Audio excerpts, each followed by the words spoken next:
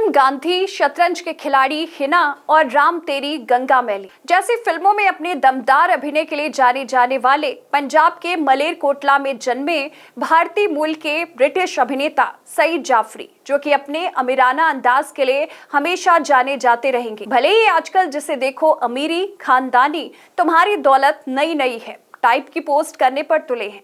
पता नहीं किसने ये भांग कुएं में घोली है। वैसे अमीरी की अगर हम बात करें तो बचपन से केवल एक ही व्यक्ति की अमीरी ने प्रभावित किया है, वो है सईद जाफरी जी। तब इस टाइप के अमीर केवल फिल्मों में ही दिखा करते थे, क्योंकि आसपास तो अपने जैसे ही मीडियम वर्ग वाले रहा करते थे। बचपन में ना तो अंबानी को जानते थे और ना ही किसी अडानी। जब जब भी फिल्मों में इस बंदे का रोल देखने को मिलता था, हर किसी के चेहरे के सामने हरे हरे नोट लहरा उठते थे।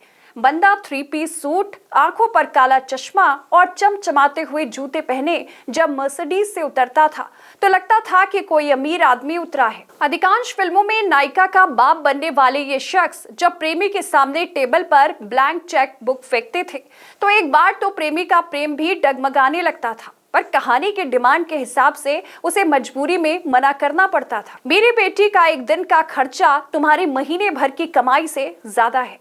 जब जाफरी जी अपनी गुलगुली सी आवाज में ये डायलॉग बोलकर प्रेमी को झड़काते थे तो प्रेमी का गला सूख जाया करता था, बेचारी को टेंशन हो जाया करती थी। कैमरामैन भी इनके कपड़ों की अलमारियों को, जूते और घड़ी के कलेक्शन को और हर कमरे में लगे महंगे महंगे झूमर और फर्नीचर को जूम कर दिखाता था, जिन्हें देखकर आंखें ही नहीं बल्कि एड़ियां भी फटी की फटी रह जाती। बंगले की गार्डन की बात ही मत करिए, कई बिघाओं में फैला रहता था। जब इनका मुनीम इनको देश विदेश में चल रही बड़ी बड़ी फैक्ट्रियों, जमीन जायदाद और करोड़ों के व्यापारिक डील के बारे में ब्यौरा देता था तो उसे सुनकर ही दर्शकों के हाथों से तोते उड़ जाया करते थे। वो अमीराना अंदाज और ठरके के साथ बात करने का तौर तरीका शायद हर किसी को बचपन से प्रभावित करता आया है।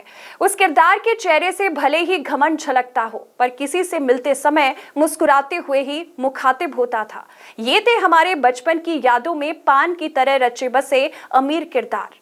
हर फिल्म में जिस तरह से धौंसू एंट्री होती थी, उससे ही महसूस हो जाता था कि सेठ की दौलत वाकई में पुरानी है, नई नई नहीं है। इस किरदार ने न जाने कितने ही लोगों को अमीर बनने के लिए प्रेरित किया। जो भी किसी फिल्म में इनका वैभवशाली रोल देख लेता था, उसके मन में भी ऐसे ही दौलतमंद बनने की कुरकुरी छूट जाती थी। इसे कहते थे अमीरी। तो आजकल तो हर कोई बनता फिर रहा है, पर उस जमाने के हिसाब से इनकी होड़ थोड़े ही कर सकता है।